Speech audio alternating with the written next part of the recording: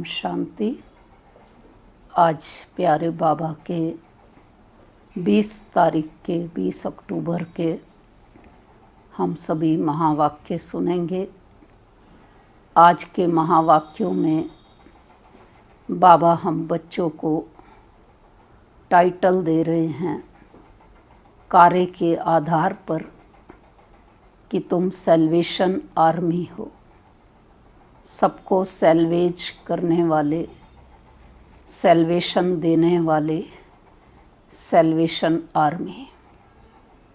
और दूसरा खिवैया हो, सबकी नैया को पार ले जाने वाले खिवैया। यूँ तो खिवैया प्यारे बाबा को ही कहा गया है, लेकिन प्यारे शिव बाबा अपना कार्य हम बच्चों की मदद से करते हैं, इसलिए हमें भी बाबा अपना टाइटल देते, हमें भी उस कार्य को आज करने की प्रेरणा दे रहे हैं कि बच्चे, भारत का बेड़ा जो डूब चुका है उसको सैल्वेज करना है, उसको पार करवाना है, इस पार से उस पार ले जाना है। तो हम सब समझते हैं कि कैसे शिव बाबा इस समय हम सबकी जीवन नैया को भी कलयुगी दुनिया से पार सतयुगी दुनिया की ओर ले जा रहे हैं। विषय सागर से निकाल करके क्षीर सागर में ले जा रहे हैं, खारी चैनल पार करा करके और सतयुगी दुनिया की ओर बाबा हमारी जीवन नैया को ले जा रहे हैं। तो हमें भी बाबा आज इसी कार्य को करने की प्रेरणा दे रहे कि हमें भी सबको सैल्वेज करना है, दुख शांति परेशानी मनोविकारों से सबको मुक्ति देने की राह दिखानी है, मुक्ति धाम का रास्ता दिखाना है, मनोविकारों से सबको छुड़वाना है। तो मनोविकारों से छूटने की विधि ही है पढ़ाई, पढ़ाई जो बाबा हमको पढ़ा रहे।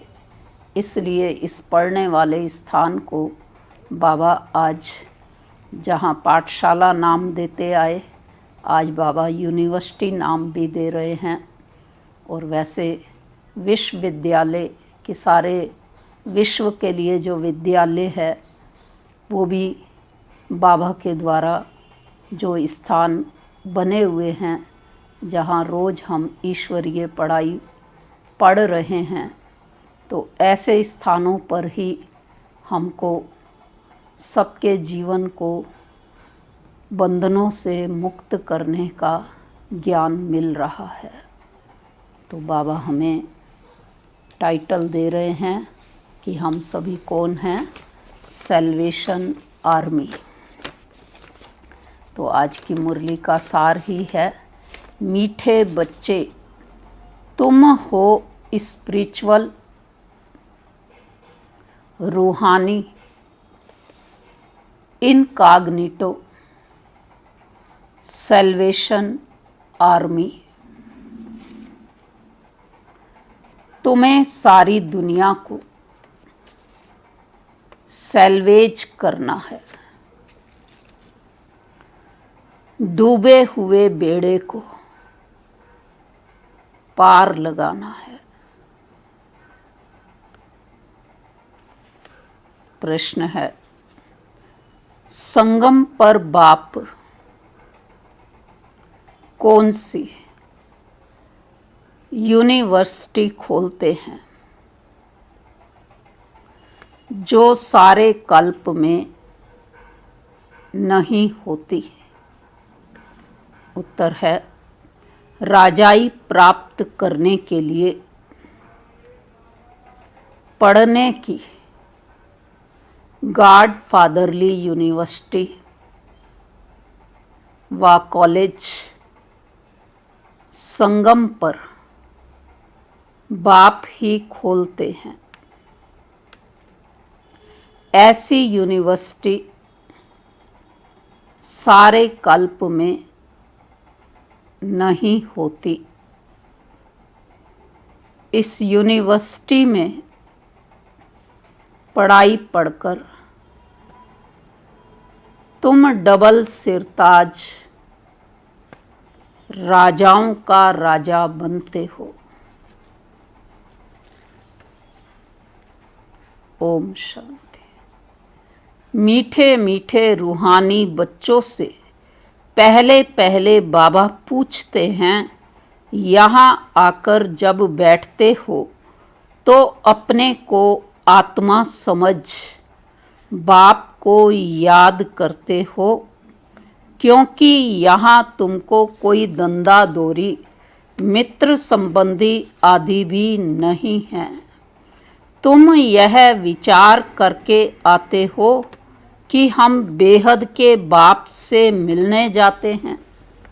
कौन कहते हैं? आत्मा शरीर द्वारा बोलती है। पारलौकिक बाप ने यह शरीर उधार पर लिया है। इनसे समझाते हैं, यह एक ही बार होता है जो बेहद का बाप आकर सिखलाते हैं। अपने को आत्मा समझ बाप को याद करने से तुम्हारा बेड़ा पार होगा।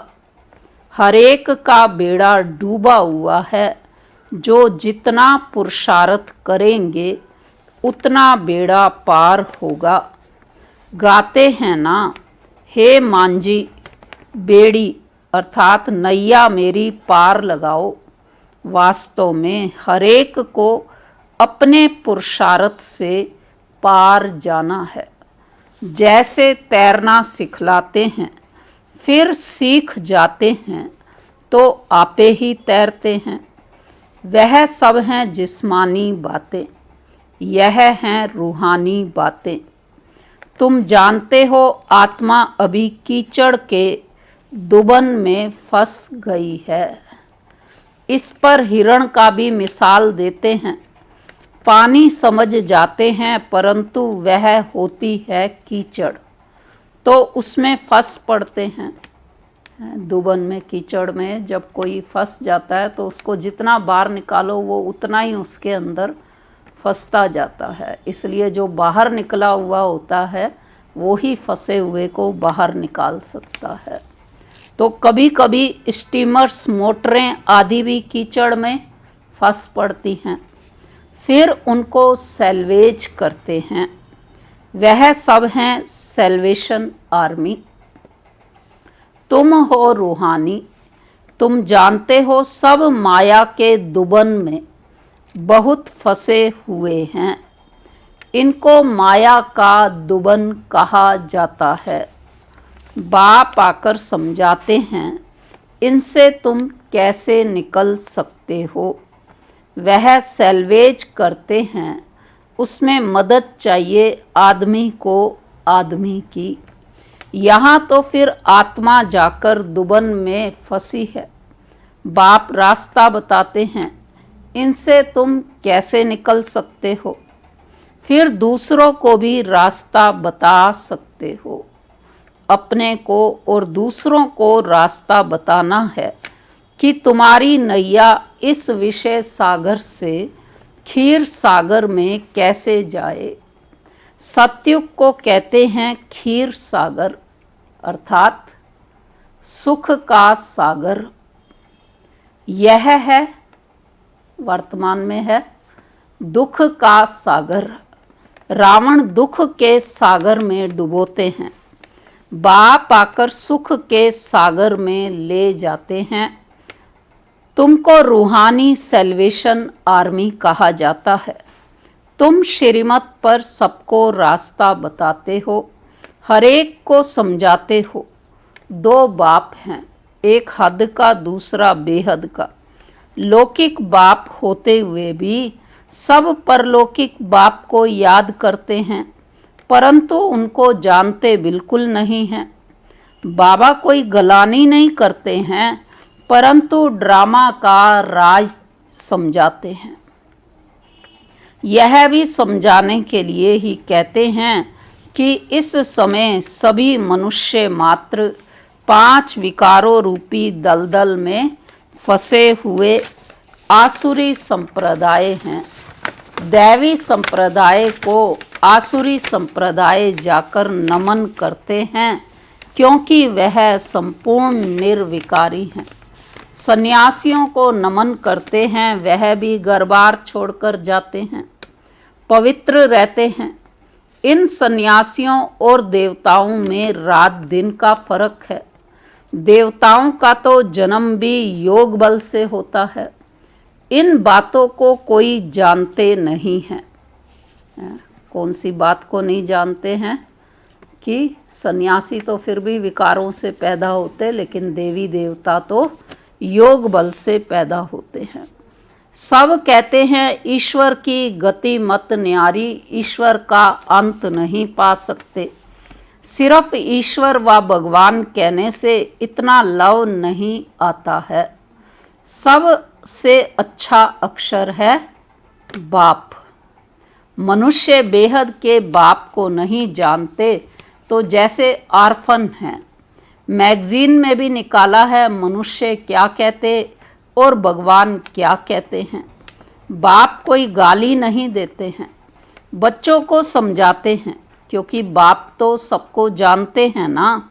समझाने लिए कहते हैं इनमें आसुरी गुण है, आपस में लड़ते रहते हैं।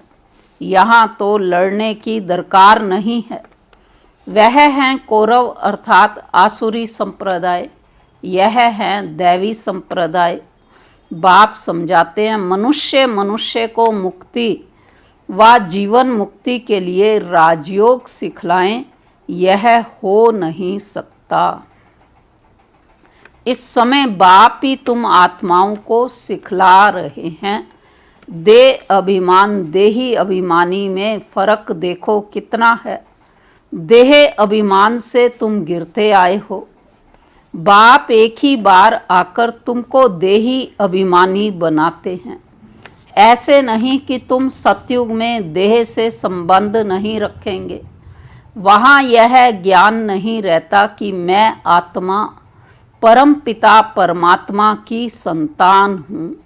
यह ज्ञान अभी ही तुमको मिलता है, जो प्रायालोप हो जाता है। तुम ही श्रीमत पर चल प्रारब्ध पाते हो। बाप आते ही हैं राजयोग सिखलाने।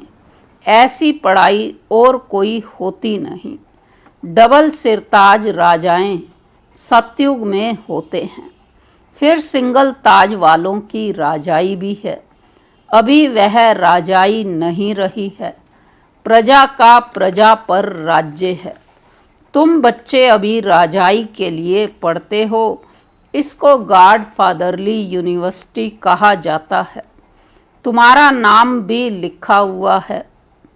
वो लोग भले नाम रखते हैं गीता पाठशाला, पढ़ाते कौन हैं? श्री कृष्ण भगवानुवाच कह देंगे। अब कृष्ण तो पढ़ा ना सके, क्यों? कृष्ण तो खुद पाठशाला में पढ़ने जाते हैं। प्रिंस प्रिंसेस कैसे स्कूल में जाते हैं, वहाँ की भाषा ही दूसरी है। सतयुग में भाषा ही दूसरी है। ऐसे भी नहीं कि संस्कृत में गीता गाई है। यहाँ तो अनेक भाषाएं हैं। जो जैसा राजा होता है वह अपनी भाषा चलाते हैं। संस्कृत भाषा कोई राजाओं की नहीं है। बाबा कोई संस्कृत नहीं सिखलाते हैं। बाप तो राजयोग सिखलाते हैं सतयुग के लिए। बाप कहते हैं काम महाशत्रु है, इन पर जीत पहनो। प्रतिज्ञा कराते हैं। यहाँ जो भी आते हैं उनसे प्रतिज्ञा कराई जाती है। काम पर जीत पाने से तुम जगत जीत बनेंगे। यह है मुख्य विकार। यह हिंसा द्वापर से चली आती है, जिससे वाम मार्ग शुरू हुआ। देवताएं कैसे वाम मार्ग में जाते हैं, उनका भी मंदिर है। वहाँ बहुत छी चित्र बनाए हैं। बाकी वाम मार्ग में कब गए उसकी तिथि तारीख तो है नहीं है? बाबा समझा रहे हैं कि द्वापर युग में देवी देवता भी वाम मार्ग में चले गए, यानी विकारी मार्ग के अंदर चले गए। और उसके प्रमाण मंदिरों के अंदर जगन्नाथपुरी में विशेष रूप से दिखाते हैं कि देवी देवताओं के कैसे कटे फटे अंग दिखाए गए हैं, जो कि इस बात का प्रमाण है कि वो विकारों में गिरे थे।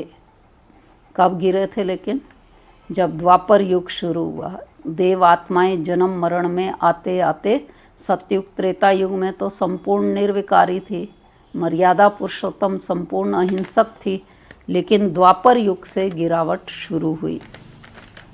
तो वहाँ बहुत छीछी चित्र बनाए हैं। बाकी वाम मार्ग में कब गए उसकी तिथि तारीख तो है नहीं। सिद्ध होता है काम चिता पर बैठने से काले बनते हैं, परंतु नाम रूप तो बदल जाता है ना। काम चिता पर चढ़ने से आयरन एज्ड बन पड़ते हैं। अभी तो 5 तत्व भी तमो प्रधान है ना, इसलिए शरीर भी ऐसे तमो प्रधान बनते हैं। जन्म से ही कोई कैसे हो पड़ते हैं। वहाँ तो एकदम सुंदर शरीर होते हैं। अभी तमो प्रधान होने के कारण शरीर भी ऐसे हैं। मनुष्य ईश्वर प्रभु आदि भिन्न भिन्न नामों से याद करते हैं, परंतु उन विचारों को पता ही नहीं है। आत्मा अपने बाप को याद करती है, हे बाबा आकर शांति दो। यहाँ तो कर्म इंद्रियों से पार्ट बजा रहे हैं, तो शांति कैसे मिलेगी? विश्व में शांति थी जबकि इन लक्ष्मी नारायण का राज्य था, परंतु लाखों वर्ष कल्प की आयु कह दी है, तो मनुष्य बिचारे कैसे समझेंगे? जब इनका अर्थात देवताओं का राज्य था तो एक राज्य एक धर्म था, और कोई खंड में ऐसे नहीं कहते कि एक धर्म एक राज्य हो। यहाँ आत्मा मांगती है एक राज्य को। तुम्हारी आत्मा जानती है अब हम एक राज्य स्थापन कर रहे हैं, वहाँ सारे विश्व के मालिक हम रहेंगे। बाप हमको सब कुछ दे देते हैं, कोई भी हमसे राजाई छीन नहीं सकते। हम सारे विश्व के मालिक बन जाते हैं। विश्व में कोई सूक्ष्म वतन मूल वतन नहीं आता है। यह सृष्टि का चक्र यहाँ ही फिरता रहता है। इसको बाप जो रचयिता हैं वही जानते हैं। ऐसे नहीं कि रचना रचते हैं, बाप आते ही हैं संगम पर, पुरानी दुनिया से नई दुनिया बनाने। दूर देश से बाबा आया हुआ है, तुम जानते हो। नई दुनिया हमारे लिए बन रही है। बाबा हम आत्माओं का श्रृंगार कर रहे हैं, उनके साथ फिर शरीरों का भी श्रृंगार हो जाएगा। आत्मा पवित्र होने से फिर शरीर भी सतो प्रदान मिलेंगे। सतो प्रदान तत्वों से शरीर बनेंगे। इनों का सतो प्रदान शरीर है ना, इसलिए नेचुरल ब्यूटी रहती है। किसका? सतो प्रदान शरीर की बात कर रहे बाबा लक्ष्मी नारायण के। तो गाया भी जाता है रिलीजन इज माइट। अब माइट मिली कहाँ से? एक ही देवी देवताओं का रिलीजन है जिससे माइट मिलती है। यह देवताएं ही सारे विश्व के मालिक बनते हैं और कोई विश्व के मालिक नहीं बनते हैं। तुमको कितनी माइट मिलती है? लिखा हुआ भी है आदि सनातन देवी देवता धर्म की स्थापना शिव बाबा ब्रह्मा द्वारा करते हैं। यह बातें दुनिया में कोई जानते थोड़े ही हैं। बाप कहते हैं मैं ब्राह्मण कुल स्थापन करता हूँ, फिर उन्हों को सूर्यवंशी डिनाइस्टी में ले आता हूँ। जो अच्छी रीति पढ़ते हैं वह पास हो सूर्यवंशी में जाते हैं। है सारी ज्ञान की बात। उन्होंने फिर स्थूल बाण हथियार आदि दिखाए हैं। बाण चलाना भी सीखते हैं। छोटे बच्चों को भी बंदूक चलाना सिखाते हैं। तुम्हारा फिर है। बाबा ने कहा उस दुनिया में तो छोटे बच्चों को भी बंदूक चलाना सिखा देते हैं। तुम्हारा फिर है योग बाण। बाप कहते हैं माम एकम याद करोगे तो तुम्हारे विक्रम विनाश होंगे। हिंसा की कोई बात नहीं, तुम्हारी पढ़ाई भी है गुप्त। तुम हो स्पिरिचुअल रूहानी सेल्वेशन आर्मी। यह कोई को मालूम नहीं है कि रूहानी आर्मी कैसे होती है। तुम हो इनकॉग्निटो स्पिरिचुअल रूहानी सेल्वेशन आर्मी। सारी दुनिया को तुम सेल्वेज करते हो। सबका बेड़ा डूबा हुआ है, बाकी सोने की लंका कोई की है नहीं। ऐसे नहीं कि सोने की द्वारका नीचे चली गई है, वह निकल आएगी। नहीं, द्वारका में भी इनका राज्य था, परंतु सतयुग में था।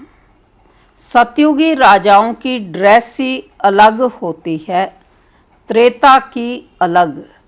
भिन्न भिन्न ड्रेस, भिन्न भिन्न रस्म रिवाज होती हैं। हरेक राजा की रस्म रिवाज अपनी अपनी। सतयुग का तो नाम लेते ही क्या हो जाता है। अभी सतयुग का नाम सुन कर के दिल में खुशी हो रही है ना सबकी कि हमारा सतयुग आया के आया। तो कहते ही हैं स्वर्ग पैराडाइस, परंतु मनुष्य कुछ भी जानते नहीं। मुख्य तो है यह दिलवाड़ा मंदिर, हूबहू तुम्हारा यादगार है। मॉडल्स तो हमेशा छोटा ही बनाते हैं ना। क्या दिखाया गया है मॉडल्स में, बिल्कुल एक्यूरेट मॉडल्स है। शिव बाबा भी है, आदि देव भी है, ऊपर में बैकुंठ दिखाया है। शिव बाबा होगा तो जरूर रथ भी होगा, आदि देव बैठा है, यह भी किसको पता नहीं है। यह शिव बाबा का रथ है। महावीर ही राजाई प्राप्त करते हैं। आत्मा में ताकत कैसे आती है यह भी तुम अभी समझते हो। घड़ी घड़ी अपने को आत्मा समझो। हम आत्मा सतो प्रदान थी तो पवित्र थी। शांति धाम सुखधाम में जरूर पवित्र ही रहेंगे। अब बुद्धि में आता है, कितनी सहज बात है। भारत सतयुग में पवित्र था, वहाँ अपवित्र आत्मा रह ना सके। इतनी सब पाप आत्माएं ऊपर कैसे जाएंगी, जरूर पवित्र बनकर ही जाएंगी। आग लगती है फिर सब आत्माएं चली जाएंगी, बाकी शरीर रह जाते हैं। यह सब निशानियां भी हैं। होलिका का अर्थ कोई समझते थोड़े ही हैं। सारी दुनिया इसमें स्वाहा होनी है। यह ज्ञान यज्ञ है। ज्ञान अक्षर निकाल बाकी रुद्र यज्ञ कह देते हैं, वास्तव में यह है रुद्र ज्ञान यज्ञ। यह ब्राह्मणों द्वारा ही रचा जाता है। सच्चे सच्चे ब्राह्मण तुम हो। प्रजापिता ब्रह्मा की तो सब औलाद हैं ना। ब्रह्मा द्वारा ही मनुष्य सृष्टि रची जाती है। ब्रह्मा को ही ग्रेट ग्रेट ग्रैंडफादर कहा जाता है। इनका सिजरा होता है ना। जैसे अलग अलग बिरादरी का सिजरा रखते हैं, तुम्हारी बुद्धि में है कि मूल वतन में है आत्माओं का सिजरा।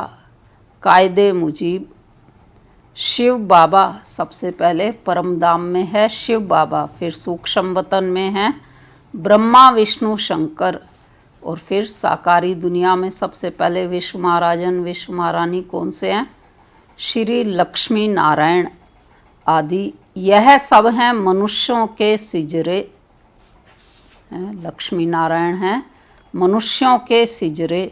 अच्छा मीठे मीठे सिके लदे बच्चों प्रति मात पिता बाप दादा का याद प्यार और गुड मॉर्निंग।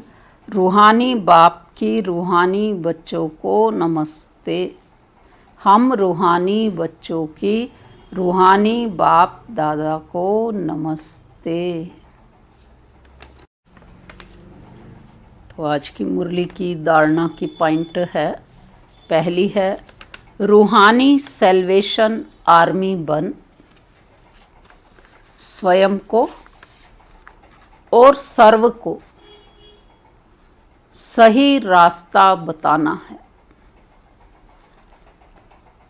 सारी दुनिया को विषय सागर से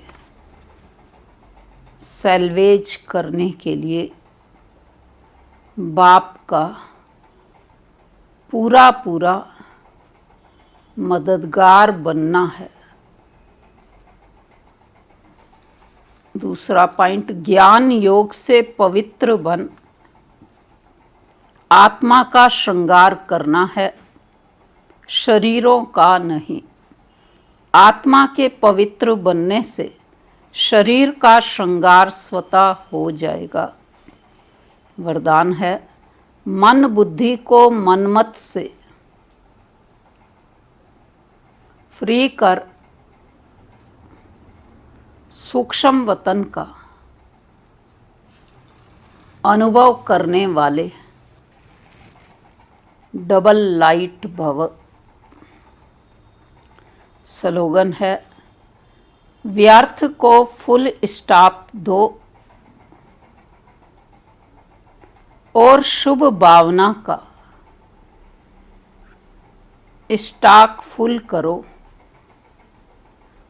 स्पष्टीकरण है वरदान का, सिर्फ संकल्प शक्ति अर्थात मन और बुद्धि को सदा मनमत से खाली रखो तो यहाँ रहते भी वतन की सभी सीनरियाँ ऐसे स्पष्ट अनुभव करेंगे जैसे दुनिया की कोई भी सीन स्पष्ट दिखाई देती है।